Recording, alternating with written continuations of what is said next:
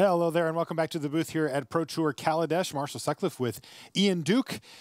This is what it's all about. We've got the draft under our belts. We got to see a couple of interesting and dynamic drafts already happen down in our feature match area, but now it's time to play. That means that we're going to get underway here with our first match of the day. Let's head down to the feature match area.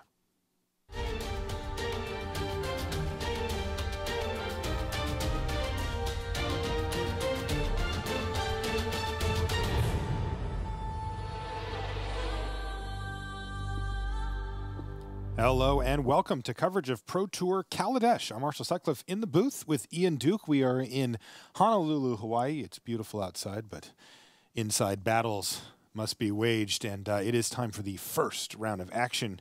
We've got Booster Draft Kaladesh all lined up for you. Let's head down where we've got, take a look at Fernando Aguilar. He's from Mexico. He qualified for this via an RPTQ. He actually qualified for Eldritch Moon, but deferred to come to here. Yeah, this is going to be a tall order for him because he's sitting across from Marcio Carvalho, who you'll recognize Marcio from his greater tournament success, but also he won GP London last weekend in this format. This is, of course, Kaladesh Limited. And then also, he's got 12 GP top 8s and finals of World Championship. So, Marcio, no joke, and Fernando certainly has his work cut out for him. Now, looking at the decks, for those of you that have been with us for the last little bit, you will have seen Marcio draft this deck, and he's drafted a red-white aggressive deck that looks like it has a vehicles thing going on, but doesn't have vehicles. Yeah, actually has no vehicles, despite having a couple pilots. Does have some artificers, though, and down comes Quicksmith Genius being equipped with Inventor's Goggles. Yeah, he gets that equipped for free because Quicksmith Genius is an artificer. I'll win the energy, but I will. Okay, so he's going to make a Spontaneous Artist, and he actually gets an energy when Spontaneous Artist enters the battlefield, but he spent it right away to give Spontaneous Artist itself haste with its activated ability and attacked in there. For a bunch of damage, 7 damage, no joke. Fernando looks like he is going to be the defensive player here in this matchup, Ian. He's playing a black-green deck. But we know that Marcio has some real highlights, including Chandra in his deck. Yeah, Marcio's deck, it's a fairly aggressive archetype, although his version of the deck isn't necessarily the most aggressive version I've seen. He's kind of going up the curve a little bit farther than you might want to in a red-white deck. Nonetheless, he does have a pretty good board position here. He is poised as the attacker, but Fernando simply passes back the turn with 4 mana up, which could represent a couple of combat tricks. Black does have a few good options as far as combat tricks go in this format. Speaking of, here's a combat trick from Fernando, but it looks like it might backfire here, and this is a huge blowout in Marcio's favor. Like, there's a decent chance that this is going to be the sequence that actually ends up winning him the game here, as he just got a full-on 2-for-1 using Skywhaler's Shot to kill that thriving Rhino.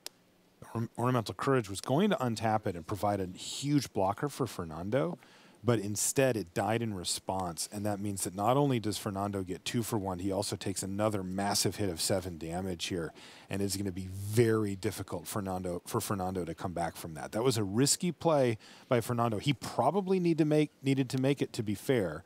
That first attack with the Rhino lets him use up the energy that it has when it comes in and gets a +1/+1 counter on it, making it a much more relevant 3-4 on this board, either able to trade for the Quicksmith, or excuse me, eat up the Spontaneous Artist. But now, big trouble here for Fernando. That is going to be incredibly difficult to come back from. It doesn't take that much, you know, just one well-timed blowout like that, and you can find yourself way behind. Yeah, an unfortunate situation here for Fernando as well. He has Arbor Backstomper in his head, in his hand rather, but only 1 green mana on the battlefield, only 1 lone forest, so that despite having 5 mana, he actually can't cast that Arborback Stomper this turn. Would love to gain that 5 life, Marshall. Yeah, you know, a card like Arborback is one of the ways that you can come back, right? You create something huge that can trade off or even just profitably block an attacker, and you gain that 5 life cushion that can buy you more time to deploy more of the cards out of your hand. Looks like he's going to go for an ambitious Etherborn here. But now we get to see the power of Eddy Trailhawk, which is, you know, what Marcio played last turn. And it looks innocuous. It's just a little 1/2 flyer for 2 mana that gives you a couple of energy. But as you can see, you can pay 1 energy when it attacks to jump, you know, would be the term that we use. Give one of your creatures flying until end of turn. And look at his board. I mean, you know, Quicksmith Genius crashing into the sky, the Spontaneous Artist, whatever it is. And we can see Fernando here deliberating about what to do with Fabricate. He knows he's behind on board, thinking through, you know, what can give him the best chance to get out of this situation on board. But of course, Marcio does have a copy of Sky Swirl Harrier in his hand, can give it haste with Spontaneous Artist, as well as cracking in with that Eddy Trailhawk. Yep. That's going to be the game right there. Yeah, that's it right there. Fernando Aguilar just says, yeah, okay, I guess I'm just dead. And like I said, you know, sometimes games of Limited do come down to one key interaction, one key moment. And this one was Skywhaler shot just shooting down that Rhino, and that was it. So that's going to do it for game 1 here in round 1. We'll be back right after these messages. Check out Kaladesh Draft Leagues on Magic Online. Build a deck at your own pace and play at your convenience. Draft anytime, play anytime. For more information, visit mtgo.com. Up your game with Ultra Pro Magic the Gathering accessories. Find the best Magic art on card sleeves, deck boxes, playmats, and more. Visit ultrapro.com to learn more and find a retailer near you. And welcome back to the feature match area here in beautiful Hawaii. It's Pro Tour Kaladesh. Let's jump over and take a look at what Ross Merriam and Tom Martell are up to in their opening match here at the PT. Whoa, they got a lot going on here, Ian. You can see red-green with a little splash of a swamp there for Martell. That's very common in these green decks. They are very apt to play 3 and sometimes even 4 colors using the mana fixing that you get from Attune with Ether and Wild Wanderer, as well as Prophetic Prism. On the other side of the battlefield, it looks a little more straightforward for Ross, who's got a black-red deck that is looking to turn his creatures sideways. Now, you'll note here that he's also got a Prophetic Prism, which looks a little weird, right? Your old Thriving Grubs Prophetic Prism deck, that doesn't seem to really jive, but it does. It actually does. You know, having an artifact enter the battlefield or be on the battlefield is a bonus for a lot of the cards in this set, and a lot of them are aggressive cards. And, you know, Ross is looking to take advantage with cards like Prophetic Prism, which have a very low downside and a relatively high upside. So looking at this board here, Marshall, what stands out to me is Tom Martell actually has Ovia Pashiri on the battlefield there. It's tapped right under his left hand there. That is a very powerful rare card, capable of churning out servo tokens as well as some larger constructs that get larger the more creatures you have on the battlefield. Yeah, but it looks mid like to late game, that card really starts to dominate. It absolutely can dominate, but although it looks like Ross Merriam is in the middle of a pretty powerful attack here, Tom Martell just deliberating about how to line up blockers here. So what we could be seeing here is Ross trying to finish the game before that Ovia Pashiri dominates the battlefield. That's my read on it, too. You know, because this attack looks a little desperate here from Ross, depending on what he has in his hand. Now, you know, I don't want to get too out of control with that, but he knows that if this game goes long, he's going to lose. We see Syndicate Trafficker using, again, another benefit to having a card like Prophetic Prism. He's going to gobble up that Prism and give himself a counter and indestructible until end of turn. It was actually all he did there, but he does have a very solid follow-up with the Oval Chase Daredevil here from Merriam. Another good, again, like, it looks weird on the surface to see cards like Prophetic Prism in decks like this, but there's another reason to play it. Yeah, in Kaladesh Draft, there's just a huge amount of value for having artifacts in your deck, period. Many of the colors use artifacts in various different ways. So, as you said, Marshall, having a very low-cost artifact like Prophetic Prism to put in your deck can be very valuable.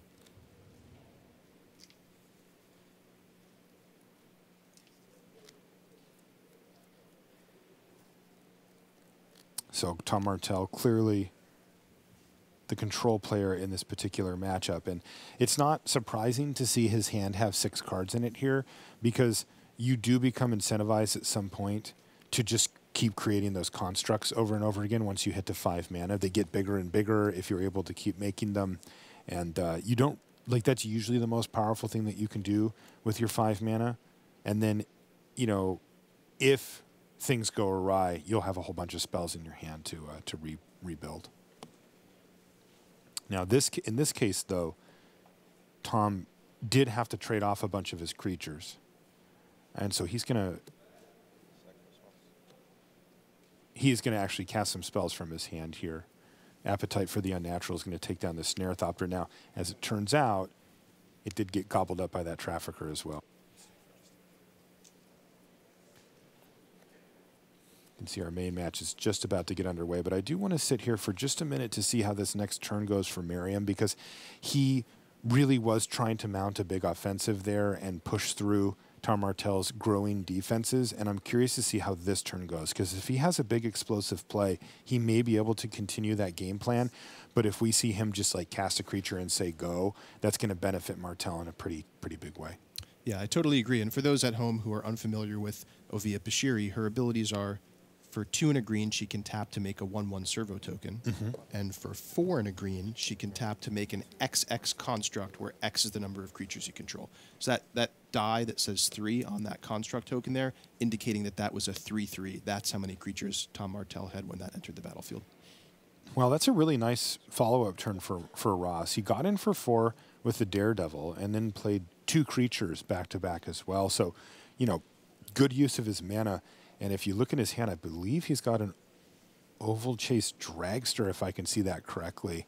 And, he could be lining up for a huge attack on this next turn. I'm curious to see what we have here from Martell. Is that a Cowl Prowler?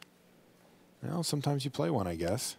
6/6 for 6. Yeah, totally Fine. reasonable body. Maybe vanilla, but as we say, vanilla creature with no abilities, but it does have pretty large stats for its cost. And it actually looks pretty decent here for Martell as well, as it's able to rumble with any of the creatures that Merriam has currently. Now, the Syndicate Trafficker has 2 +1/+1 counters on it, bringing it up to 5 power. So if Merriam wanted to sacrifice his Prakata Pillar Bug there, he could gobble up the Prowler in combat if Tom were to block. All right, there's the Dragster. Oh, a big attack here from Merriam. So what we see here, for those of you that haven't had a chance to play with vehicles much, is this one happens to have haste. And so he used the Pillar Bug to crew it. Now, the interesting thing is that particular vehicle actually only needs a crew of 1, but you can crew it with more if you want. That's what he did. Martell's going to take a look at his blocks. Let's let him work through blocks, and then we'll head back up to our main match after that. But this is a crucial turn. If Tom can emerge from this turn with a relatively stable board and a decent life total, he should be able to take over. But if he's forced to, throw away some key creatures here and really have his board decimated, it's going to be a lot tougher for him to deploy all of those cards in his hand and come back.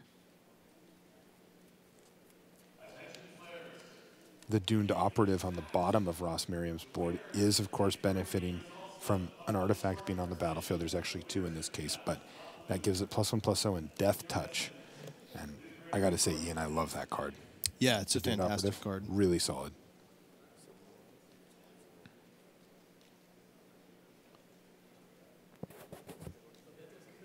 Got Pro Tour champion Martell in the tank here. He is a deliberate player. Like, he likes to go through his options. He's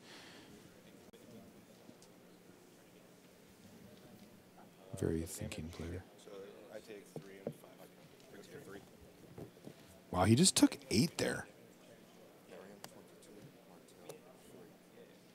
So Martell's actually going to drop to 3 life here. Let's just stay here for another minute. I kind of want to see what this turn looks like now from Martell, because while he is still significantly behind, a lot of the board got cleared away there. One of the interesting things from Ross Merriam's perspective is if he can find an artifact and play it, he'll get back the Oval Chase Daredevil from the graveyard. That's its triggered ability, and it's what makes it such a great card. And that could really put Tom Martell in a bad position if Merriam can start kind of grinding from this position. Because normally, the aggro decks tend to kind of run out of gas, right? Martell's supposed to be drawing powerful late game cards, while Ross draws 2 mana spells or small creatures. And what's important to note here is that Tom Martell still has a lot of cards left in his hand. As you mentioned earlier, Marshall, when you have a card like Ovia Bashiri with a powerful activated ability on the battlefield, you tend to just activate that turn after turn instead of casting the cards from your hand. So now that the dust has settled a little bit, we see Tom Martell with more cards in his hand, but of course very low on life total. So this is really the key turning point in the game where we're wondering, can Tom Martell stabilize and get a chance to cast out those powerful cards that he still has left in his hand? And I'm going to say yes. Not only did Ross just draw a second land and did not attack that turn, but Tom Martell now gets to untap with a 6/6, a 3/3, and a 1/1 against a board that he is totally fine interacting with. He also just drew Harness Lightning off the top of his library. That's right. Yeah, I was just going to mention that, Marshall. Yeah. That's a huge, huge pickup there. Giving him the ability to interact at instant speed makes it a lot more likely that Tom can commit to attacking a little bit sooner in the game and potentially finish Ross off before Ross is able to draw out of this sort of, I won't say mana flood, but he's certainly out of gas at this point in the game. Yeah. So I think what we should do is hop back up to our main match here as... Look, this one isn't in the books. Ross Merriam could absolutely find a card to find a win here, but Martell has absolutely turned the corner on the game as far as wrestling control of the board away from Ross Merriam, and in fact is now going to start attacking, which I think is indicative of how Martell is viewing this board state, and I love his play here, by the way. I think this is really smart to start to try to shut the door on the game as soon as he can. But why don't we go back up to our main match? Players have finished shuffling, presenting, they're ready to go. All right, they're underway. So as we come back to our main match, Marcio Carvalho won game one. He's up a game over Fernando Aguilar here, and we'll see if Fernando can equalize.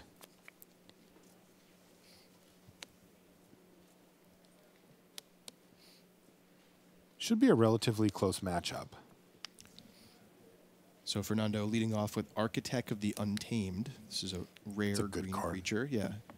Whenever a land enters a battlefield under your control, you get an energy, and you can spend 8 energy to make a 6/6 construct, or a beast rather, colorless beast. Yeah, which is an artifact, by the way. It is. It can be relevant sometimes.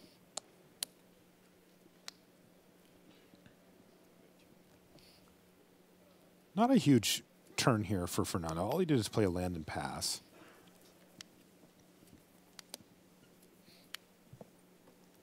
Glint Sleeve Artisan, you see, has picked up a +1/+1 counter rather than created a servo for the simple reason that gives it the ability to attack through the 2/3. It's just that simple. One of the beautiful things about Fabricate is that you can just look over at the board and say, well, which one of these options allows me to attack the best? Now, sometimes when you're defensive, you'd prefer to make servos because you have more blockers, and if one of them gets removed, you'll still have another one. There's an Ether Torch Renegade now for Marcio Carvalho. Doesn't do a ton here. It gives you a lot of energy, which often is good to use on other things,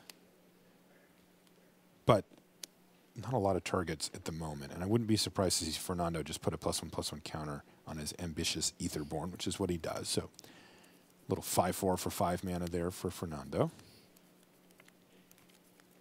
Jeez, Marcio's drawn his removal pretty well here. Skywhaler shot off the top, and he already had Welding Sparks in his hand. Yeah, I was going to say this game was looking a lot better for Fernando than the previous game, but missing that play on his 4th turn I think is going to prove to be pretty costly here, because Marcio, sitting on 2 removal spells, can easily take out that ambitious Etherborn when he's ready to, and start getting in some more attacks with that Glint Sleeve Artisan. Indeed. He also can combine his Welding Sparks plus a 1 damage from the Renegade there to take down potentially bigger threats than he would normally be able to. Looks like he's just going to lead off with an attack here. And there is going to be a block, and it looks like he's going to go for Build to Smash. And this makes a lot of sense because it actually gives his Glint Sleeve Artisan +3/+3, which makes it bigger to cleanly take out the ambitious Etherborn. And you can see that Marcio, very good at managing risk in these limited matches.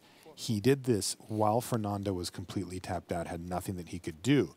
If that wasn't the case and there was cards that Marcio was worried about, he wouldn't take that risk. That's right. Effectively, it's trade the Built for Smash, using it effectively as a removal spell. And what's really important here is Marcio has exactly 4 lands. So using that built to smash there lets him play a 1 plus potentially play a 3 this turn as well, which could be Welding Sparks or Sky Whaler's shot. Yeah, as it turns out, he just passed the turn back. At least so far. Yeah, and that's what he's done. And unfortunately for Fernando, that's what he did too. He just played a land and said go. He is up to 3 energy, but it's a far cry from where he needs to be to start making a 6/6 beast token. That's right. Using Architect of the Untamed, solely getting energy through its ability from playing lands is a really slow way to get up to that 6/6 beast. Usually you want to combine it with other cards that are generating energy for you.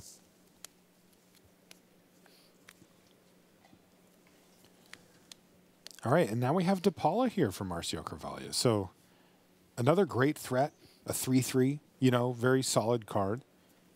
And he's really putting the pressure on Aguilar to stabilize this board. Ooh, how about a Multiform Wonder? That's a nice one. That helps.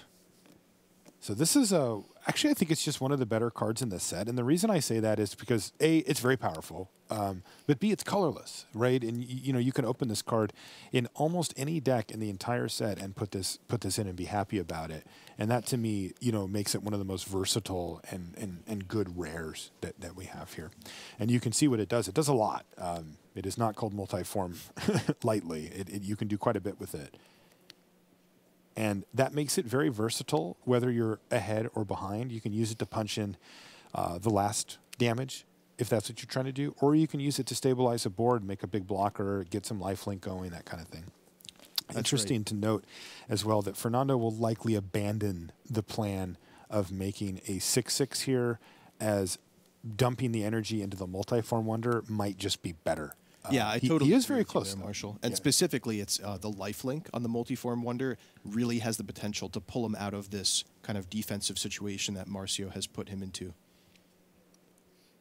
Multiform Wonder, a callback to an old school Magic card, Morphling, which has kind of spawned, a legacy of these creatures with many different activated abilities to give themselves keywords and change their power and toughness.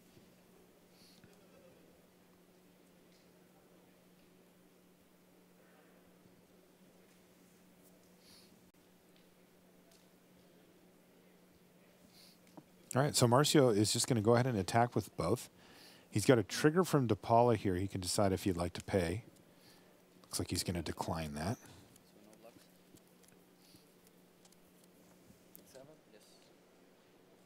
It was no blocks. That means it is going to be 7 damage there. Remember, the Glint Sleeve Artisan is a dwarf. It's getting +1, the benefit of +1/+1 from DePaula, so 7 damage total.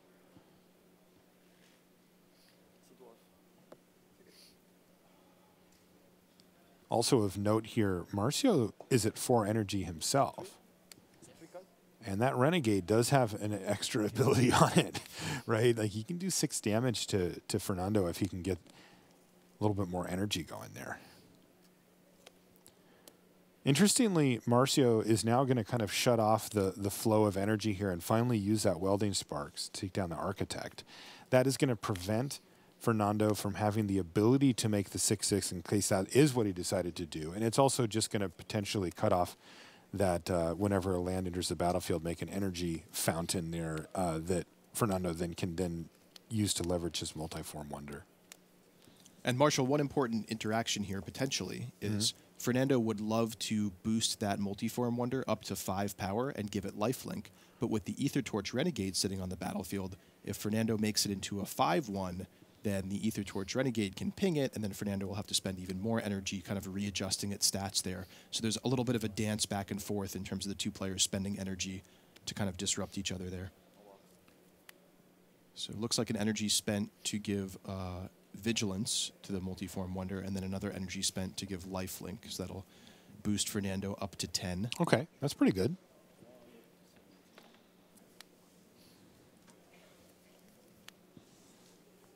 Can tell you that Tom Martell did end up finishing off that game that we were watching between him and Ross Merriam. So he's up 1-0. Also, we've got Paulo Vitor-Dama de Rosa and Alex Bistecki. They are tied at a game apiece and going to game 3 on our back table.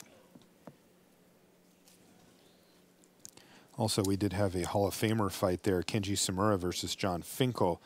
And Kenji won that one. John, one of the best limited players in the world. I mean, he gets thrown under the umbrella of just greatest Magic player, one of the greatest Magic players, however you decide to see it. But John, in my opinion, is a true limited specialist and master. You know, he's great at all forms of Magic, but man, he's good at draft.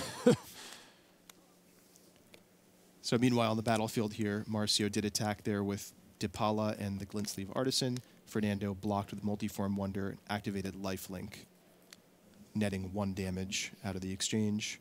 And now it is Takedown. On the Harrier. So that's actually pretty nice there. 1 mana removal spell to take down a 5 mana threat for Marcio, though Marcio just drew another Harrier. So well, Fernando is happy to get rid of that. He's still taking significant damage here on the ground as his life total's dropped all the way down to 5 now.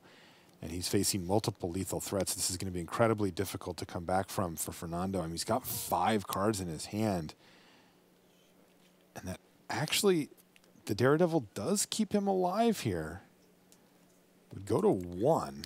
No, I see a Skywhaler shot in hand for Marcio. Marcio doesn't know, of course, what Fernando has in his hand. We do.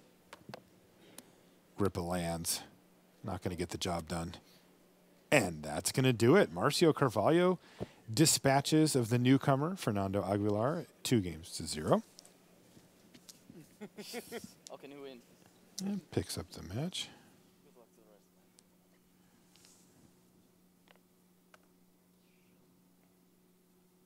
Take a look at our feature match area here. Some eager construct back there, kind of ready to play fetch. He's actually got like a ball. If you, the dog, like the Robo Dog there. I hadn't noticed that actually until you pointed it out, Marshall. He's ready to go to the park. And the other thing that's really cool about Eager Construct is that it's actually a callback in the art to Bonded Construct from Magic Origins. So is that right? If you ever get a chance to check those out side by side, it's pretty neat. I'm going to look into that.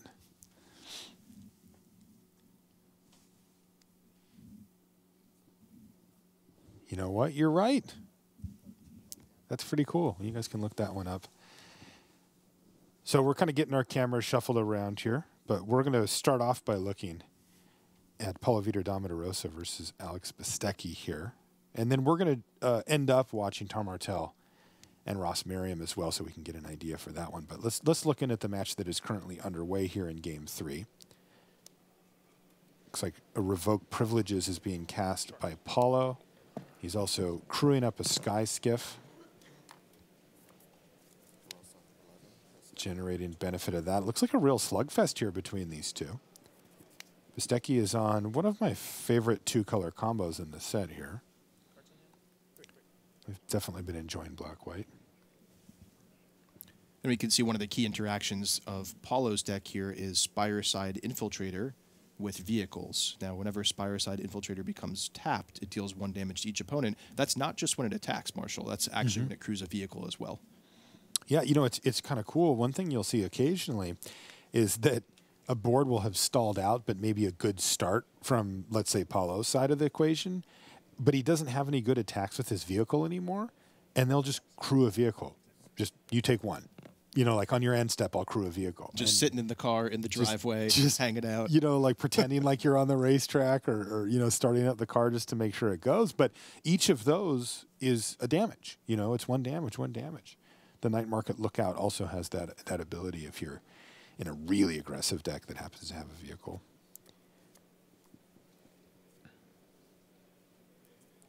Of course, we also saw Dipala, which also has a when this becomes tapped triggered ability. So cool, subtle interactions here in Kaladesh.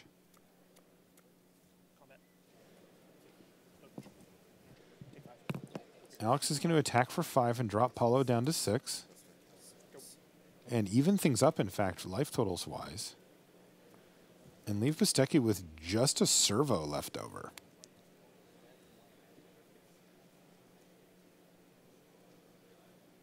I mean, if Paulo has nothing, then Alex can survive here. But if Paulo has almost anything and Alex doesn't have anything, then Paulo can win this turn. Like, Paulo can play a creature. Sure, it's summoning sick, but you can still crew a vehicle. and then just attack with everything, the sky skiff and the 2 ground creatures, that would knock Alex down to 5 immediately, force him to block with the servo, and then he would take 5 in either scenario. But if Alex has a removal spell of some sort, then that plan doesn't work at all. And so Paulo is going to take a more conservative route here and put a 2-turn clock up in the air. The veteran motorist, maybe I spoke too soon. Here's built to last. That's 5. That would get Alex down to 1. And then all he has to do is recrew the vehicle with his Spireside Infiltrator, which you can do whenever. Whenever you're allowed to crew a vehicle, you can crew a vehicle. And then he will just kill him. So Paulo just has to decide when he wants to pull the trigger on this. And he's like going to do it on his upkeep, and that's it. So Spireside Infiltrator says, I'll get in the Sky Skiff, but that's 1 extra damage to Bezdeki. So Paulo was able to piece together a win there without having to risk his entire board. And if something were to go awry, you know, he would still have a couple of blockers back. So smart play there from Paulo Vitor-Damarosa, and also, again, showing off some of the subtle interactions and tricks that you'll find here in Kaladesh with crewing vehicles. You can, you know, we saw somebody at the GP last weekend attack, blocks happened, then they crewed the vehicle with a gear shift ace, and their opponent just didn't see that, you know, and boom, got first strike, and that was it. All right, there's definitely some subtle stuff going on. For sure. So let's take a look here. This was a really good game that we got to witness the key turns on a little earlier between Ross Merriam and Tom Martell, and let's see how it goes here. Oh. Now, you see Tom Martell using an instant speed removal spell, Harness Lightning, but he's going to do it on his main phase here while Ross Merriam is tapped out so that Ross cannot react to the removal spell with either a spell from his hand or even simply activating the Syndicate Trafficker to give it indestructible. Smart play from Martell. Sometimes it is correct to use your instant speed removal spells on your turn, and Tom recognized one of those here. All right, another solid turn here for Martell. He's got a Consulate Skygate up, just a good blocker. Even after Pia Nalar came down from Ross Merriam. And once again, he is threatening to start slowly taking over the game. You see Martell clarifying stats here on the board.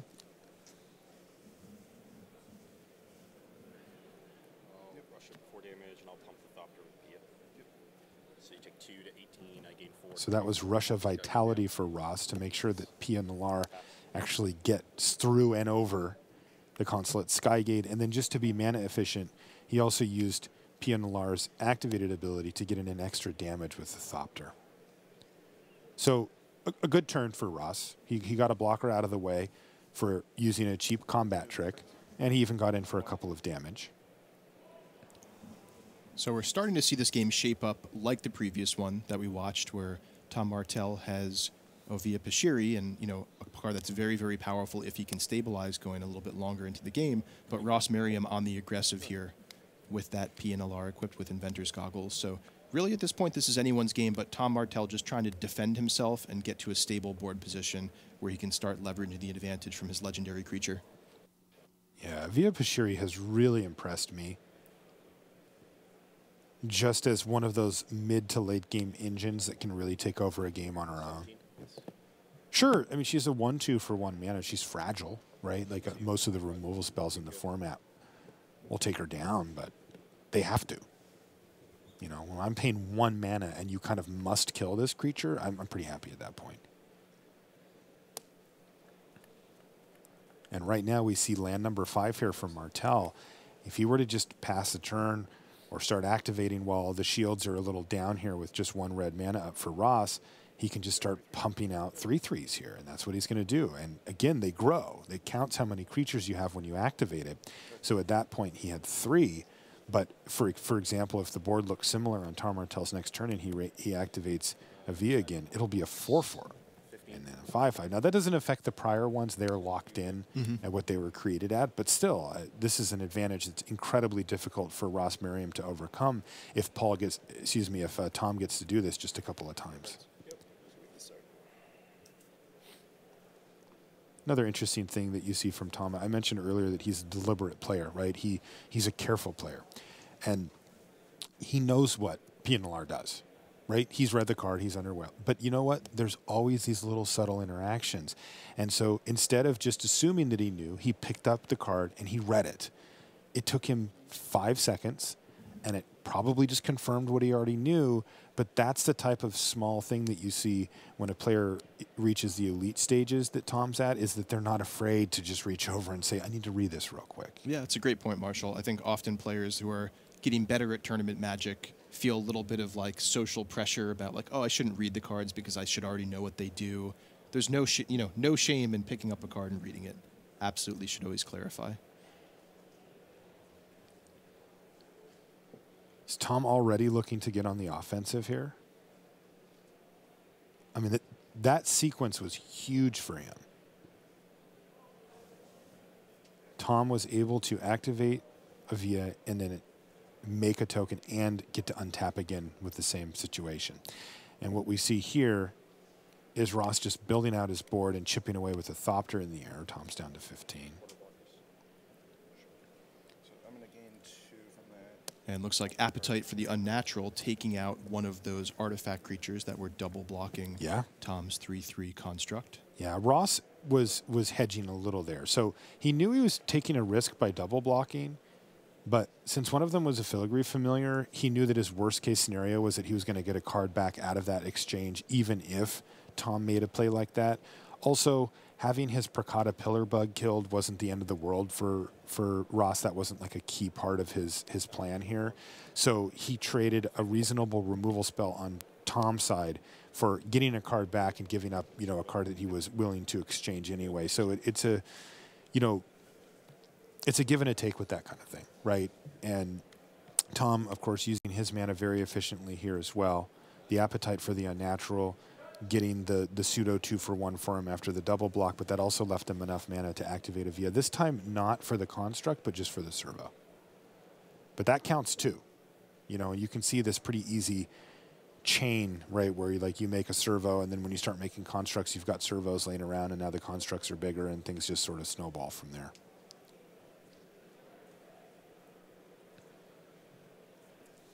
Another great skill for very high-level players is to recognize this. Tom Martell, he faced a pretty quick start here from Ross Merriam. Ross got off out of the gates with Pia Nalar, the goggles. He was chipping away for damage. He was the one who was attacking. But you can see that Tom, at the earliest convenience both times, has started to turn his own creatures sideways here and offer trades and pressure Ross Merriam's life total, even though he's at 25 life. Tom doesn't want to sit around forever here, so he's going to aggressively trade off, but before damage, make another construct. And really interesting thing here, that attack on its surface was not a super clean attack for Tom Martell. Ross had option to block with his 3/4 Pia. He had options to multi-block. So it was really revealing that Tom could have had a trick there, and Tom did have a trick. He actually has Ornamental Courage in his hand to give a creature +1/+3, chose not to use it that turn and simply to trade off, because by holding that trick in his hand, it continues to give him strong attacks in the turns going forward, where when Ross finally does bite and kind of makes a riskier block there, now he still has the trick. That's a great point, Ian. And I think that, here we go. Oval Chase Dragster means some extra damage is going to be coming in here for Ross Merriam's side. But Tom is down to 15. He's also equipped the Inventor's Goggles, which is an interesting interaction. He's putting goggles on a car, which is kind of funny. But also, it will fall off at the end of the turn when the vehicle goes back to just being a regular artifact. But as it turns out, it looks like Tom is going to leverage the Ornamental Courage that you mentioned just a minute ago to take a lot less damage and to gobble up the Dragster there. That was one of the things, too, going back to that prior turn, is that you'll see, again, really high-level players break things down in a way where Tom was pretty content in either situation with that last attack. If he uses his Ornamental Courage for a big advantage, great. And if Ross decides, okay, I'll just trade off here, no problem. It's when that comparison gets out of whack that things get really interesting, right? If it's a win-win situation for the attacking player, then the decision is easy. But it's if X, then this is horrific for me. But if Y, then it's great. Then that's when the players, you'll see them with their hands on their heads and really thinking things through. So now at this Again, point, Tom's deciding to stay pretty aggressive. yeah, Tom really just starting to take control of this game here, getting aggressive, still has Ovia going, and putting a ton of pressure on Ross Merriam here with a huge attack. Also, the fact that Ross is continually tapped out has made Tom's life a lot easier when it comes to these combat steps. When there's a whole lot of question about what your opponent can hold, do they have removal spells, can they react, then it makes you much less likely to make attacks like this because they can go horrifically wrong for you and maybe even lose you a game. Where here, you know, he's got perfect information and he really knows exactly what he's up against here from Merriam, who doesn't seem to have any cards in hand and is tapped out on board. And, you know, if you just snapshot this game here, Tom is way ahead, and he has been for multiple turns. It's just, it was really astute of him to recognize immediately when he had turned that corner and start taking advantage. He's going to play a tune with Ether here, which doesn't really do a ton, but doesn't really need much either.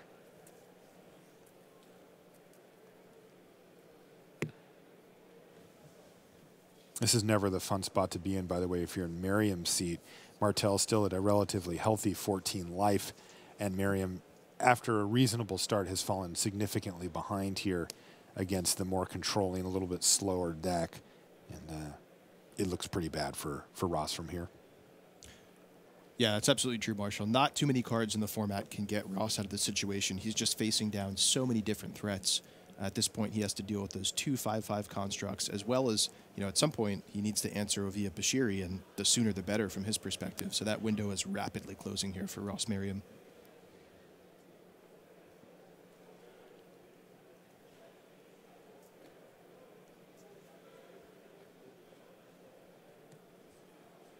And Ross draws a land, plays it, and then just extends the hand. He knows he's not coming back from this one. Tom Martel dismantling Merriam there in his aggressive deck, and Ross is going to have to try to salvage a 2-1 out of a deck that looked pretty good, to be honest. You know, I thought his deck was good. It's just the draws didn't line up beautifully, and Martel just kind of had it. You know, and Avia really doing a great job for him there, too. So impressive stuff to kick things off. And you did get a chance to see a lot of what we're going to be seeing as we go through the day here, at least the first part of the day in Booster Draft, which is a wide variety of strategies are being employed. And I'm telling you, this format also supports, well, as Luis would say, some nonsense, Yes. right? You know, I hope we get to see some nonsense today. You can do a lot of crazy stuff, and hopefully we'll get to see some of that. All right, that's going to do it for round one. Let's head to the news desk and Rich Hagan.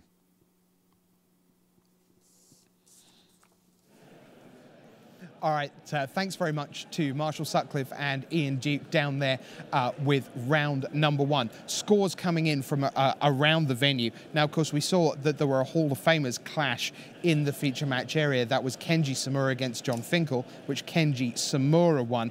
More Hall of Fame against Hall of Fame action. Jelge Wiegersma of the Netherlands was up against Willie Adel of Brazil, and it was Wiegersma who won that one, so he goes to 1-0. Another terrific matchup saw Alexander Hayne of Canada up against Patrick Chapin, the innovator, of course, a Hall of Famer himself. Chapin is underway with a win in Limited. And you know, his Limited chops, he's really, really good at the 40-card format before we get to 60. I wonder whether he'll have something unusual for us when we get to Standard. We're already poring over the Standard deck lists, gearing towards this afternoon for you to see what's going on in this brand new Standard format.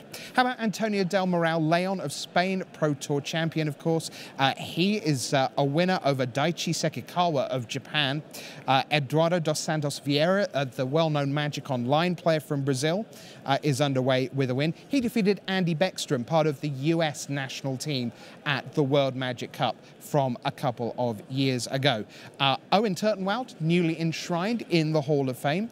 He is a winner over Hitoshi Tomomura of Japan, so Owen underway with a win. And Paul Rietzel, another Hall of Famer, defeating Hong Kong's Wing Chun Yam by 2-0. What else is going on? Again, results coming in thick and fast as we head down the clock almost time on the round here in round one. Now remember, we've got way over 450 players here, so that means time on the round is still going to be a good stretch before we get into our next round. But we've got plenty to bring you, and I must say that if you are going to be around at lunchtime, that's after round 3, if you're a fan of Walking the Plains, there's something you are going to want to see. We've got an announcement for you, and we've got something to show you, which is going to be great. But I mentioned that Paul Rietzel was underway with a win. He's one of the finest players on the planet, and right now he's out on the floor with our own Brian David Marshall.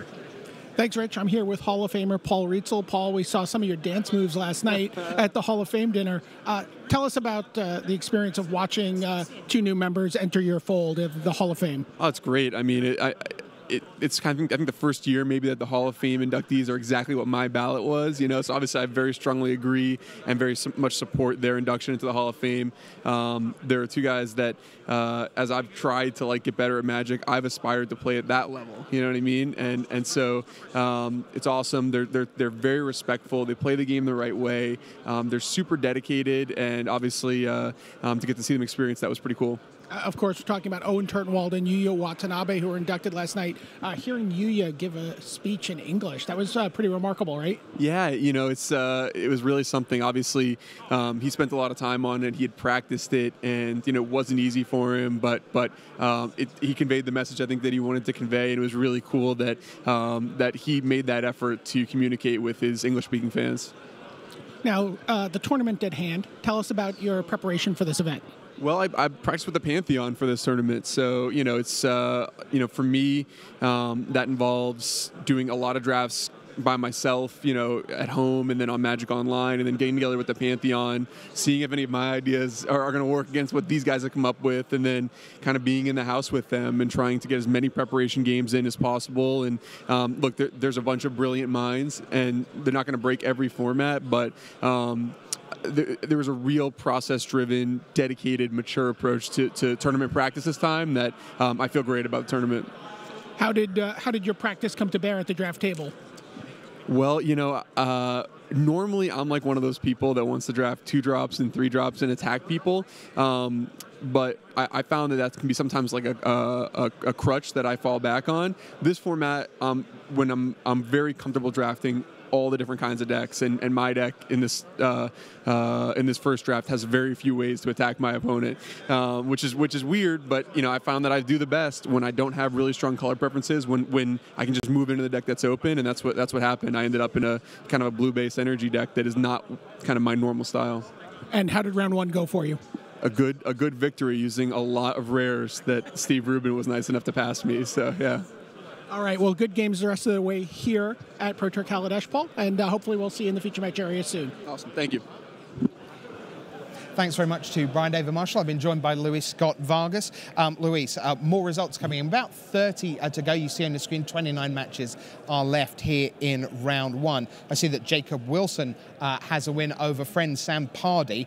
But here's a nice little revenge tale early in the piece. So Brian Brown-Duin, of course, your world champion, defeated Portugal's Marcio Carvalho in the final.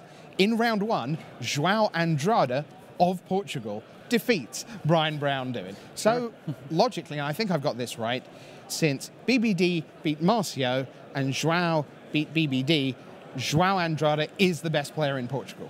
I think that's how it works. Yeah. Okay, good. Now, you've been out on the floor as well. Who have you been chatting to? I actually got to catch the first 5 or 6 picks of Owen Turtenwald's draft. He was set up very well to draft a nice little blue-black artifact deck, so that was pretty sweet. And then I caught up with a couple of Team Channel Fireball members like Pat Cox and Paul Chion, both of whom drafted pretty good go-wide white-green decks, kind of like what we're going to get into later. And I got to catch Paulo Vitor's match since me and BDM watched his draft, and he emerged victorious round 1 with his red-white aggressive deck. A couple of other players who are underway. Joel Larsson with a win. It was an all-Swedish affair over Laurie Vuorela playing there, Sweden against Sweden. Eric Froelich from the Hall of Fame, he's a winner over Gianluca Gazzola of Italy. And it's nice to see Brian Kibler here this weekend. He doesn't make it to every Pro Tour, very busy man, as we know, does a lot of what we do in his professional life. But he's made it here to Honolulu for the Hall of Fame dinner last night and to play. And he he is underway with a win over Chris O'Neill. So that's what's going on. And also I'm hearing that Oliver Tu, the reigning Rookie of the Year, of course, he is a winner over Ben Sek. So how fast is Limited looking? Is it very varied? It's funny because there's some really fast decks. We've seen multiple red-white aggro decks in the feature match area, some with vehicles, some without. But there's also these like blue-green energy decks or black-green token decks, and you just end up with some pretty long matches. When you have a mismatch, when you have a fast deck against a slow deck, the match can be over very quickly. When you have two slow decks battle, we can strap in for the long haul. All right, well, still 17 matches to go. Out on the floor, we mentioned Paula Vita Dama de Rosa. Why don't we hear from the Brazilian Hall of Famer? He's out there with Brian David Marshall. Thanks, Rich. I'm here with Hall of Famer Paulo Vitor Dama de Rosa. Paulo, we got to watch you draft. How typical is that draft from your playtesting experiences in this format? I think the end result is pretty typical. The deck I ended up with was white-red vehicles aggressive deck, which I think is one of the more common decks in the format. The process for getting there was maybe a little bit atypical because I chose my colors so late in the draft. Like by the end of pack 1, I had 2 red cards, 1 black card, 1 blue card, 1 white card, and some artifacts, which I don't think is necessarily normal, but it's not really bad either. And in this spot, it let me decide which color was the most open, which I think was red in the table. I think that was correct. So the fact that I took so many colorless cards early let me maneuver into a point where I could go for the color that was the least played and still have enough playables. So I think that was good.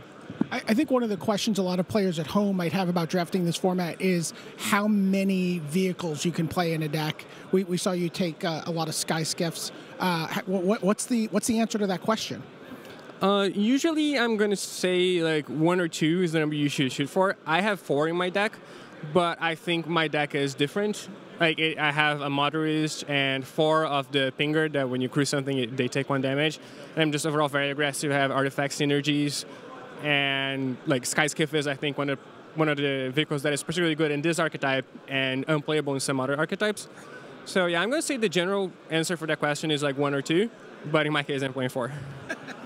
So do as he says, not always as he does. Vitor Dama de Rosa from the Hall of Fame, off to a good start here at Pro Tour Kaladesh. Thanks very much to BDM and to PVDDR there out on the floor. Congratulations to Liam Lonergan. He's playing in his first Pro Tour, and he's picked up a decent scalp in round 1. Justin Chung, who was the captain of the Australian World Magic Cup team, or Team Worlds as it was then in 2008. So a good win for Liam Lonergan, one of around about 130 or so players who are here playing in their very first Pro Tour experience. What a venue to do it, but a lot of nerves around in round 1. So well done, Liam Lonergan, and many others of the first-timers who claimed their first victory here in round 1. Well, we will turn things around just as fast as we can once those last matches are done and be back down in the feature match area before you know it with Marshall and Ian for round number 2. But right now, we spoke a little bit at the start of the day about those signpost uncommons that get you into particular archetypes. It's time to go a little bit deeper now in the company of Louis Scott Vargas. It's time to look at the Kaladesh draft archetypes.